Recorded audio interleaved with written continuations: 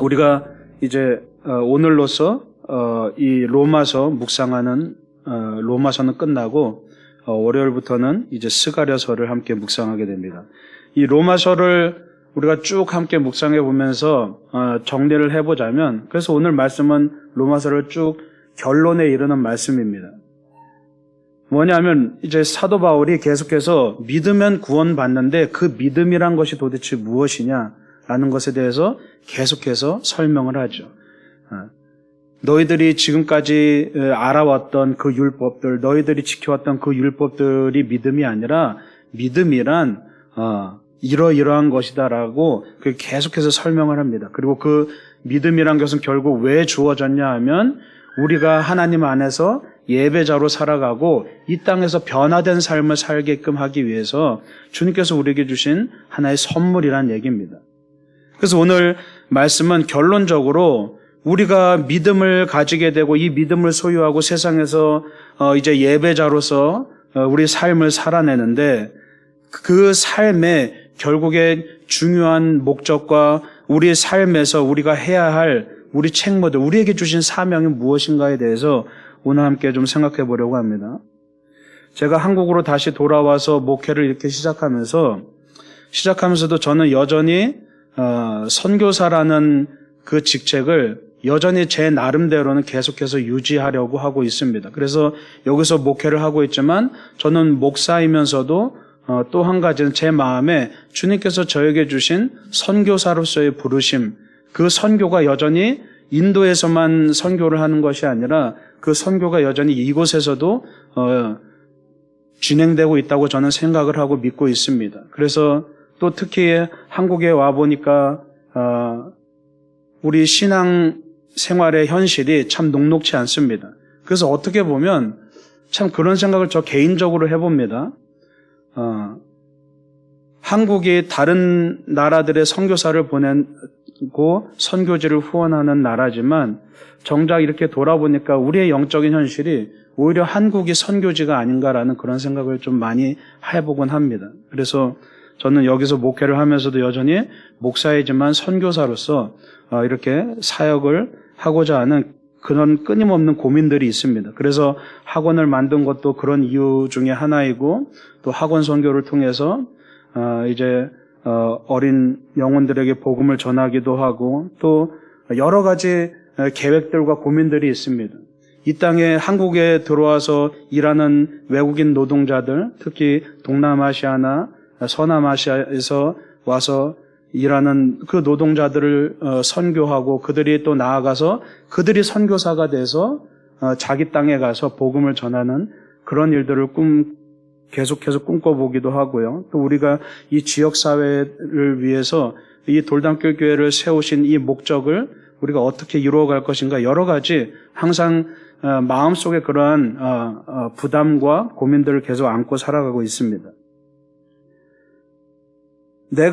제가 인도에서 선교사로 살았기 때문에 계속해서 선교사로 살겠다는 것이 아니라, 사실은 오늘 말씀을 가만히 우리가 살펴보면 우리 여기에 앉아있는 여러분 한 사람 한 사람이 사실은 모두가 선교사라는 사실입니다. 왜냐하면 우리 삶의 목적이 하나님의 영광을 위한 것이고 그것을 위해서 우리를 구원해 주셨기 때문입니다. 다시 말해서 우리를 하나님의 자녀로 부르셨습니다. 부르신 이유가 뭡니까? 우리를 구원하신 이유가 뭡니까? 우리를 보내시기 위해서입니다. 그럼 우리를 어디로 보내십니까?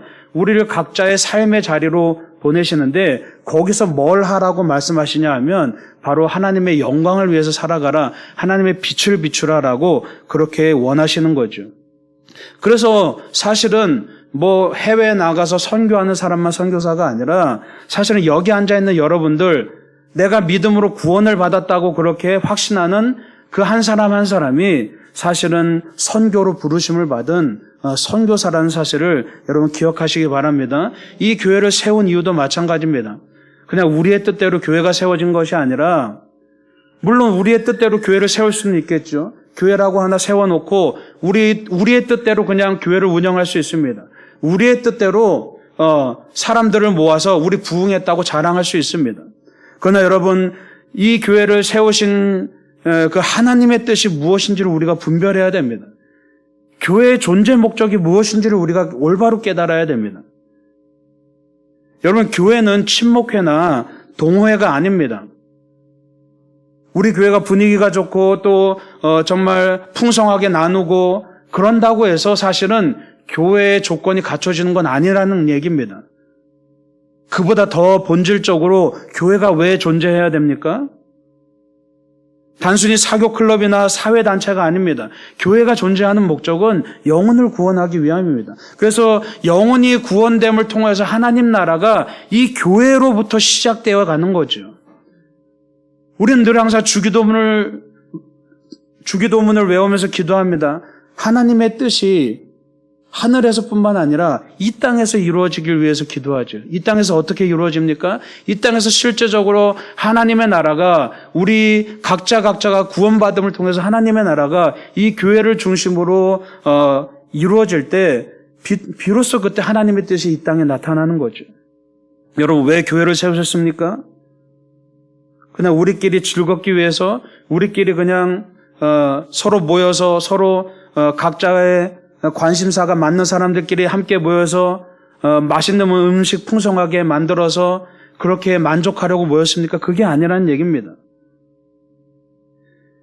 결국에는 이 교회가 존재하는 본질적인 목적은 선교하기 위해서입니다. 그게 아니면 교회가 존재할 이유가 없는 겁니다. 여러분들이 이 자리에 앉아있을 이유가 없는 겁니다.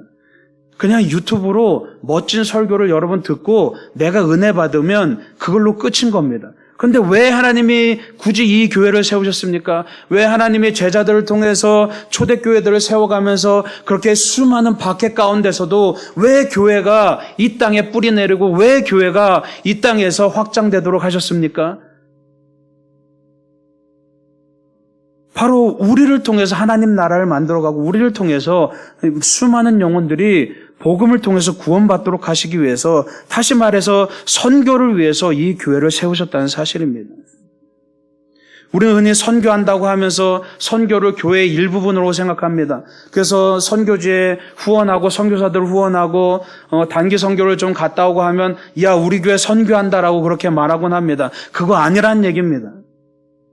선교를 일부분으로 생각한다면 교회의 존재 목적이 사라지는 겁니다. 선교는 교회의 일부분이 아니라 교회의 존재 목적이라는 사실입니다. 그리고 선교는 우리가 누군가를 후원한다고 선교하는 것이 아니라 여러분 한 사람 한 사람이 선교사로서 살아가는 것, 그게 바로 선교라는 것을 여러분 기억하시기 바랍니다. 예. 그냥 단순히 후원하고 단순히 선교지를 위해서 기도하고 또는 우리 교회에서 선교 열심히 하니까 됐지 하고 만족하는 거, 그게 아니란 얘기입니다. 여러분은 방청객으로 여기 앉아있는 분이 아닙니다. 여긴 콘서트장이 아닙니다.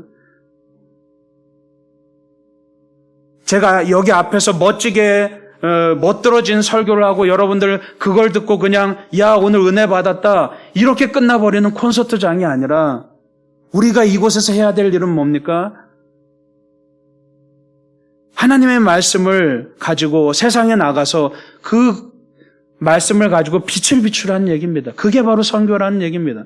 여러분 보고 해외를 나가라는 뜻이 아닙니다. 여러분 보고 막 여기저기 돌아다니면서 전도하라는 그런 뜻이 아닙니다. 선교라는 것은 바로 내가 내 삶의 자리에서 빛을 비추는 겁니다. 내가 내 삶의 자리에서 복음을 품에 안고 내가 변화된 삶을 살아가는 것, 그게 선교라는 것을 여러분 기억하시기 바랍니다. 예. 오늘 14절 말씀에 보면 서로 권하는 자라고 말씀하고 있죠. 서로 권한다라는 것은 뭡니까? 권면하고 독려하고 충고하라는 그런 뜻입니다. 조언하라는 그런 뜻입니다. 여기 권사님들이 많이 계신데 여러분 권사라는 직임을 받았을 때 여러분이 가진 그 직임의 뜻이 뭔지 아십니까? 권사라는 말은 권면하라는 뜻입니다. 신앙이 약한 사람, 또 믿지 않는 사람들을 권면하고 충고하라는 얘기입니다. 복음을 가지고 나아가서 그들을 품에 안고 그들이 깨달을 수 있도록 계속해서 권하고 권면하라는 뜻이죠. 오늘 14절에 보면 서로 권하는 자가 되라고 말씀하고 있습니다. 바로 서로 권하는 자, 그 사람이 바로 우리 한 사람 한 사람이고 바로 그 사람이 선교사라는 사실입니다.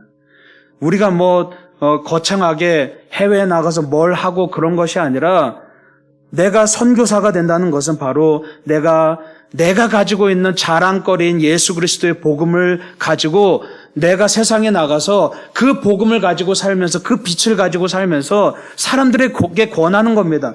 여러분 좋은 게 있으면 여러분들 자꾸 권하죠. 야, 이 물건 써보니까 좋더라. 이거 한번 써봐. 권하죠.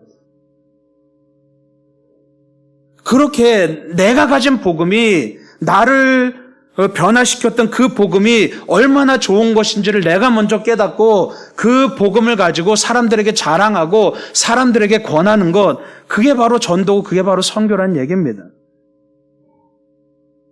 그러려면 가장 먼저 내가 주님이 주신 은혜를 깨달아야만 되는 것이고 그 은혜에 감격해야 되는 것이고 그 은혜에 감동하여서 내가 그 감동하는 마음으로 살아가야 되는 것이죠. 그게 선교라는 얘기입니다.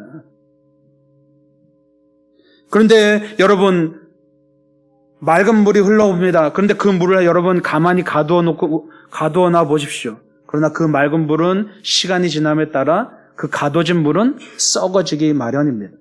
주님께서 우리에게 은혜를 흘려 보내주십니다.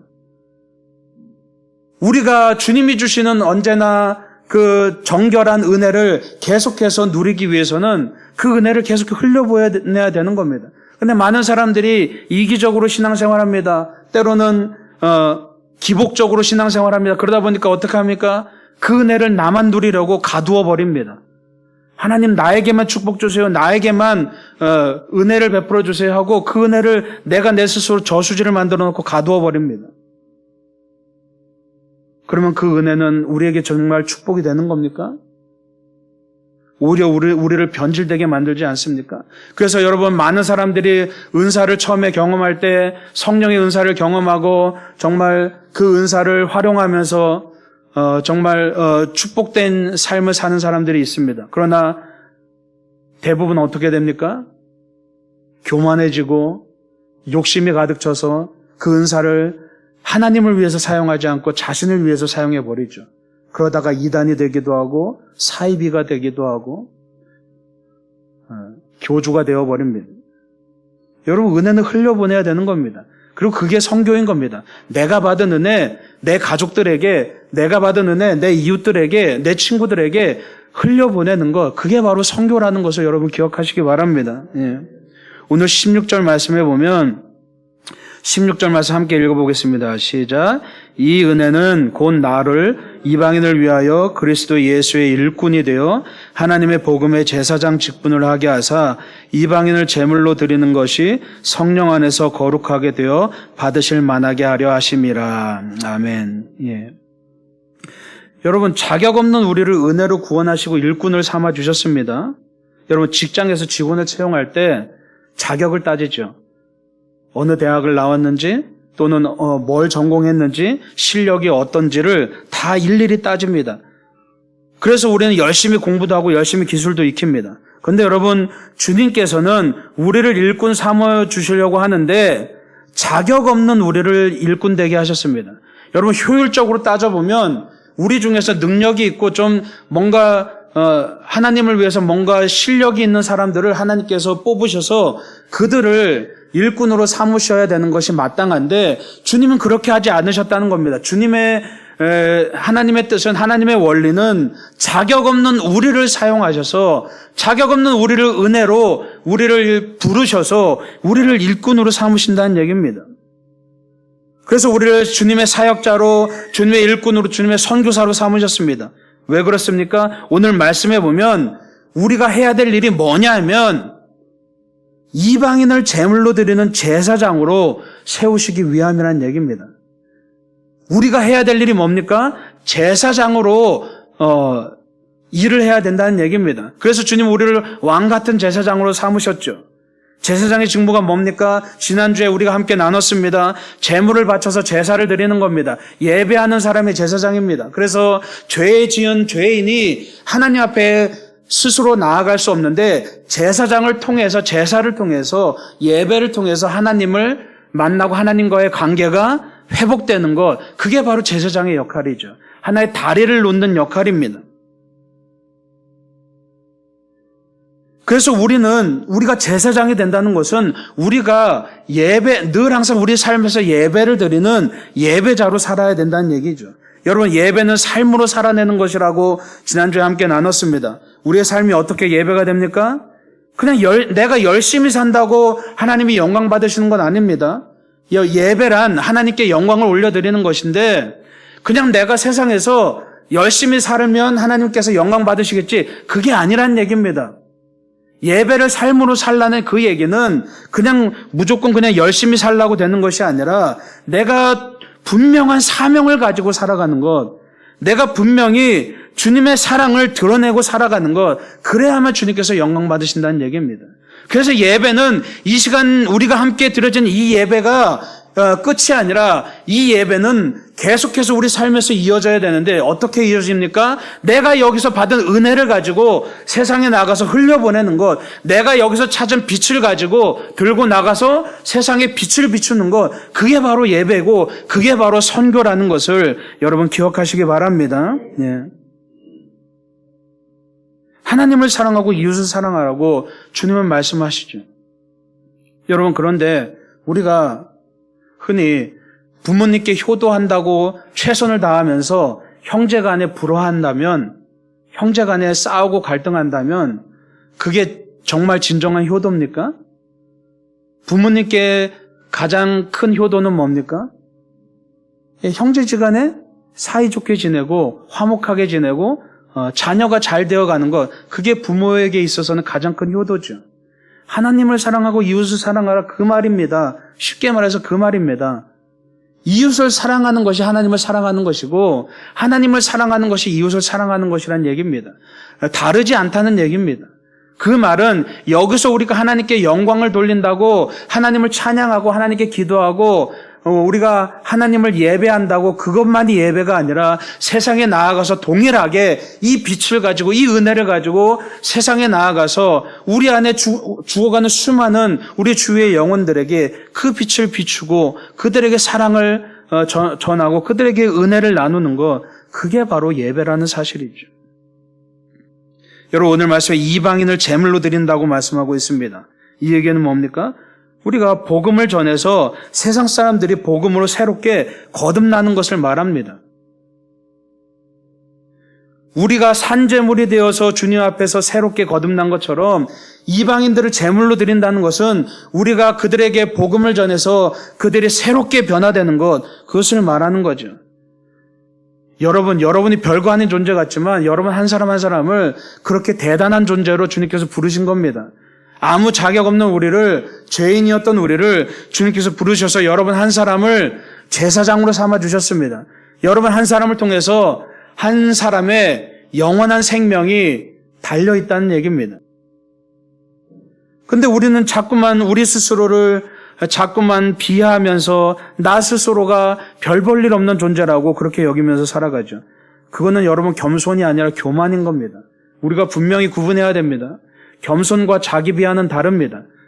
하나님께서 여러분을 왕같은 제사장으로 삼아주셨는데 우리가 그것을 깨닫지 못하고 자꾸만 세상에서 난 별 볼 일 없는 존재지, 난 할 수 있는 것이 없는데 내가 뭘 하겠어, 그렇게 뒤처져 있는 것, 난 할 수 없어, 마치 한 달란트 받은 자처럼 나는 할 수 없어 라고 그렇게 뒤처져 있는 것, 그게 바로 교만이라는 사실입니다.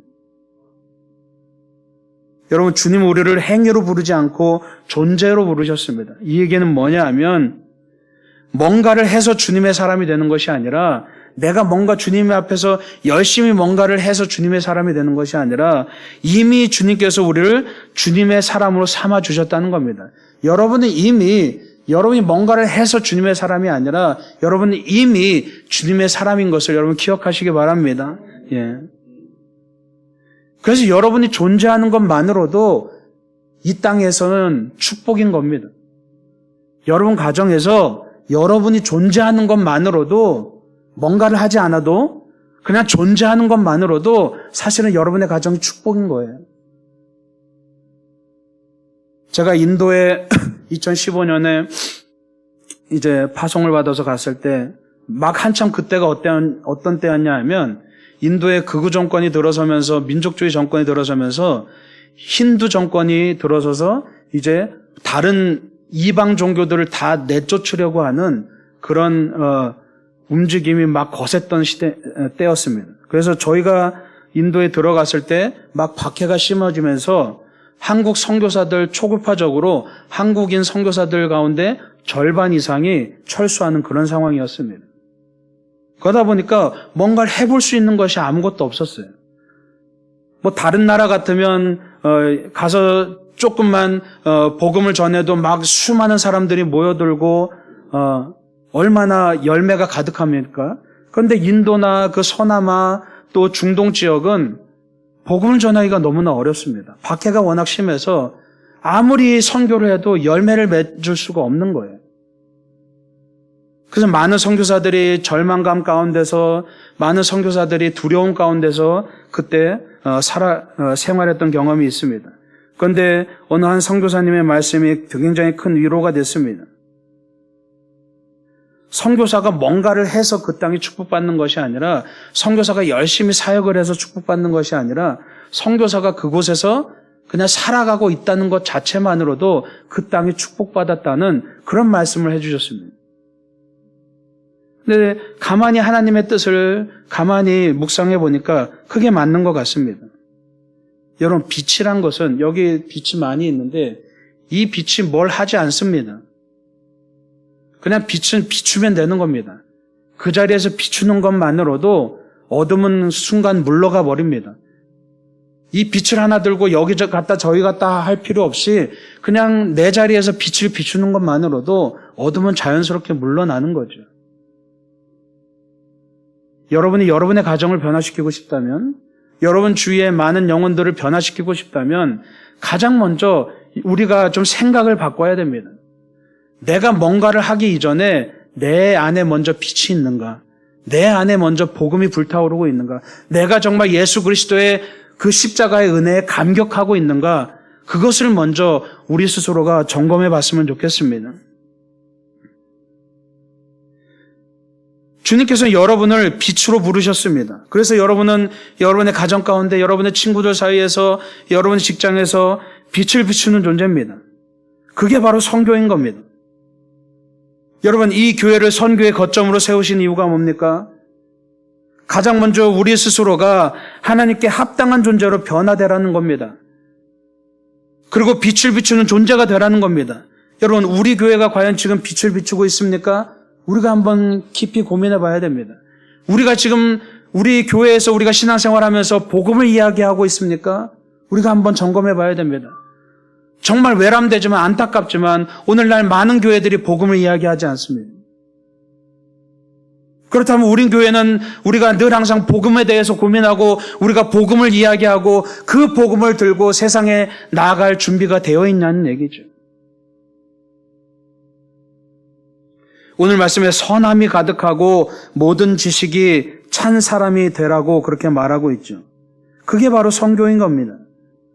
내가 뭔가를 하기 전에 내가 먼저 선함이 가득하고 주님의 뜻이 내 안에 가득하고 모든 지식이 찬 사람, 하나님의 말씀을 늘 묵상하고 말씀을 깨우치는 사람이 되어 있는가? 다른 사람이 중요한 것이 아니라 바로 내가 중요하다는 사실이죠. 거기서부터 선교는 시작되는 겁니다. 여러분, 아주 유명한 일화가 있는데 한 선교사가 외딴 섬에 가서 복음을 전했습니다. 한 일행들이 이제 복음을 전하고 대부분이 이제 빠져나왔는데 한 선교사만 거기에 남았습니다. 그러고서 오랜 시간이 지나서 그 선교사의 존재를 모르는 다른 선교사들이 와서 그 부족에게 이제 예수에 관해서 이야기를 들려줍니다. 그랬더니 이 원주민들이 막 놀라기 시작합니다. 뭐라 그러냐 하면 그 선교사들한테 우리 그 사람 알고 있어요. 우리 그 예수라는 사람 알고 있어요. 우리하고 지금 같이 생활하고 있어요. 그러면서 막 그들을 데려가더라는 겁니다. 그래서 가보니까 이미 와 있는 한 선교사가 있더라는 얘기입니다. 근데 얘기를 들어보니까 그 선교사는 할 줄 아는 것이 아무것도 없었습니다. 그 원주민들의 언어도 제대로 배우지 못했고 뭐 복음을 특별히 뭘 전할 줄 아는 그런 재주도 없었답니다.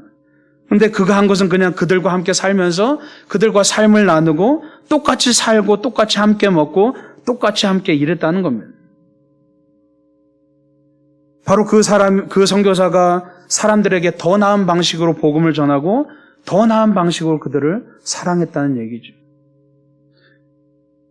선교라는 것은 다른 게 아니라, 예배라는 것은 다른 게 아니라, 내가 신앙생활을 한다는 것은 다른 게 아니라 아주 간단합니다. 내가 예수의 사람으로 지금 살고 있는가? 내 안에서 예수의 빛이 비치고 있는가? 내 안에 복음에 대한 그 감격이 여전히 뜨겁게 타오르고 있는가? 그것이 유일한 기준이라는 사실이죠. 여러분, 오늘 바울이 뭐라고 고백합니까? 17절, 18절 말씀. 17절, 18절 말씀 함께 읽어보겠습니다. 시작. 그러므로 내가 그리스도 예수 안에서 하나님의 일에 대하여 자랑하는 것이 있거니와 그리스도께서 이방인을 순종하게 하기 위하여 나를 통하여 역사하신 것 외에는 내가 감히 말하지 아니하노라. 아멘. 여러분, 바울이 얼마나 자랑할 것이 많은 사람이었습니까? 그런데 그는 뭐만 얘기하겠다는 겁니까? 하나님이 역사하신 하나님이 이방인들을 순종하기 위해 나를 통해 역사하신 것, 즉 하나님이 영혼들을 구원하시기 위해서 나를 통해서 역사하신 그 이야기들만 자랑하겠다는 겁니다. 여러분들 많은 자랑을 하죠. 내 자녀가 어땠다, 또는 우리 집이 얼마나 부유하다, 또 내가 이 정도 위치에 올랐다. 세상 사람들이 다 하나같이 이런 자랑들을 합니다. 그런데 여러분, 오늘 사도 바울의 기준을 가지고 한번 우리 자랑해 보시죠. 여러분을 통해서 주님께서 얼마나 많은 영혼들을 구원하셨는지를 한번 자랑해 보시죠.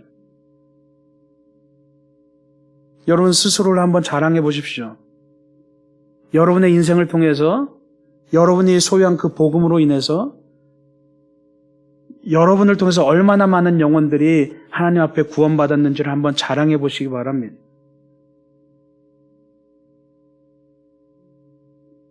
여러분 마지막 20절 말씀 함께 읽어보겠습니다. 20절 시작.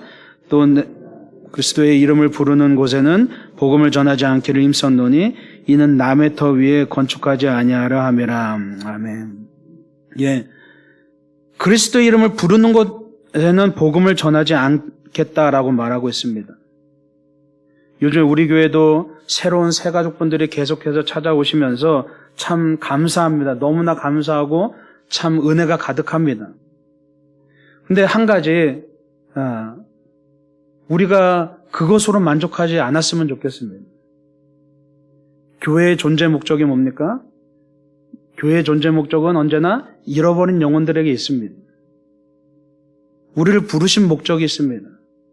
자칫 우리가 우리 교회에 새롭게 오시는 우리 새가족분들을 정말 환영하면서 감사하지만 자칫 우리가 우리 교회의 존재 목적을 잃어버릴 수가 있습니다.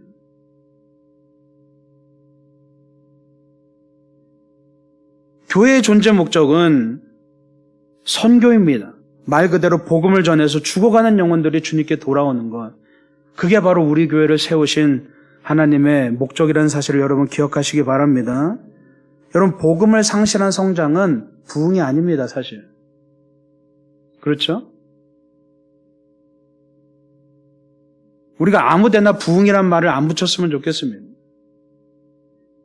복음이 전해져서 구원을 받는 것, 그게 바로 부흥인 겁니다. 그래서 우리 안에는 늘 항상 갈급함이 있어야 됩니다. 내가 주님으로부터 받은 그 은혜에 대한 감격이 있다면 그 감격과 더불어서 여전히 이 땅 가운데, 내 가족 가운데, 내 친구들 가운데, 내 이웃들 가운데 죽어가는 영혼들에 대한, 여전히 주님을 외면하고 죽어가는 영혼들에 대한 그 갈급함이 우리 안에 있어야 되는 거죠. 외람된 말씀이지만 여러분 안에 그 갈급함이 없다면 여러분 정말 신앙의 위기를 느껴야 되는 겁니다.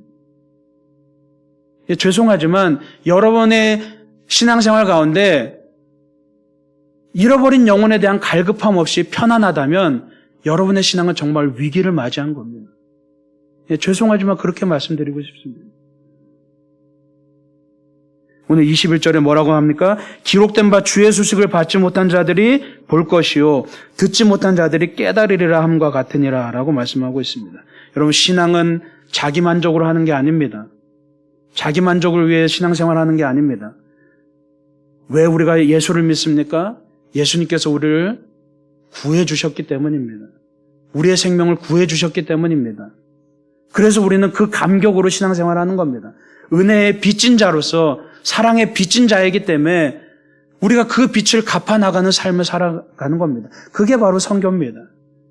그래서 오늘 이 말씀을 통해서 우리가 우리의 믿음을 다시금 점검하면서 이 로마서를 종결하면서 과연 믿으면 구원받는데 내 믿음이 과연 옳은 믿음인가?